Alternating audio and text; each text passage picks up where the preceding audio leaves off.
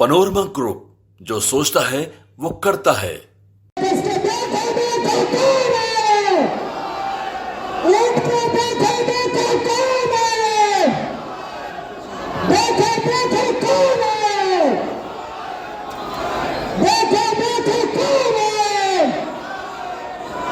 मित्रों, मैं बिहार के किसानों को प्रणाम करता हूं। यहाँ के परिश्रमी किसान जोत का छोटा आकार होने के बावजूद भी अपने परिश्रम से और सरकार के सहयोग से नित नए प्रयोग कर रहे हैं। आज हमने उप मुख्यमंत्री श्री सम्राट चौधरी जी और कृषि मंत्री श्री मंगल पांडे जी के साथ मिलकर बिहार के कुछ किसानों से संवाद भी किया है और यहाँ की उपलब्धियों और यहाँ की समस्याओं पर चर्चा भी की है। मुझे खुशी है कि कई क्षेत्रों में बिहार नए कीर्तिमान स्थापित कर रहा है। मक्का यहाँ बड़े व्यापक पैमाने पर अब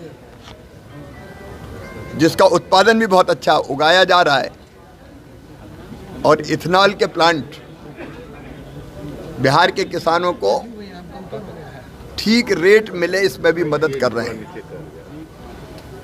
बिहार का मखाना अपने आप में पोषण का भंडार है और हमारे किसान मेहनत करके मखाने का उत्पादन बढ़ा रहे हैं। मखाना जो उत्पादित होता है उसके एक्सपोर्ट की बहुत संभावनाएं हैं और इसलिए भारत सरकार एक्सपोर्ट की पूरी व्यवस्था यहाँ से बनाने में कृषि मंत्रालय, वाणिज्य मंत्रालय के साथ चर्चा करके मखाने का एक्सपोर्ट के लिए जो आवश्यक कार्यालय और केंद्र की आवश्यकता है उसको पूरा करने का काम करेगा।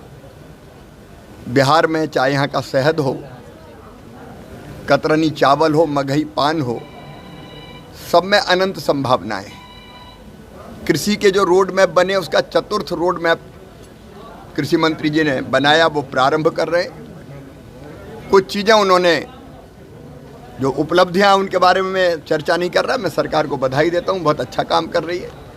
लेकिन दलहन का उत्पादन हमको बढ़ाना है और दलहन के उत्पादन के लिए अच्छे किस्म के बीज चाहिए।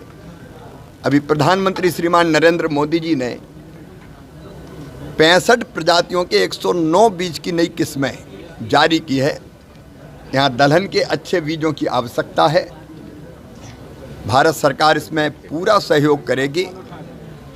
दलहन के साथ साथ मक्के के और धान के अच्छे बीजों की ज़रूरत है, उसमें भी भारत सरकार पूरा सहयोग करेगी। आलू की संभावना यहाँ बहुत है, तो आलू के लिए भी अच्छे बीज चाहिए। आज हमने पूरा रिव्यू किया है।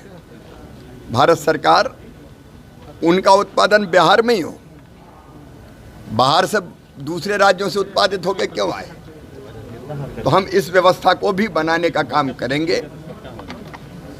अभी धान की रोपाई, क्योंकि ईश्वर की कृपा से बारिश हो गई तो सुखाड़ की स्थिति नहीं है, लगभग पूरी हो रही है, लेकिन हम रबी की तैयारी भी कर रहे हैं और रबी के लिए जितना आवश्यक डीएपी है, बाकी यूरिया और बाकी खाद पर्याप्त मात्रा में है।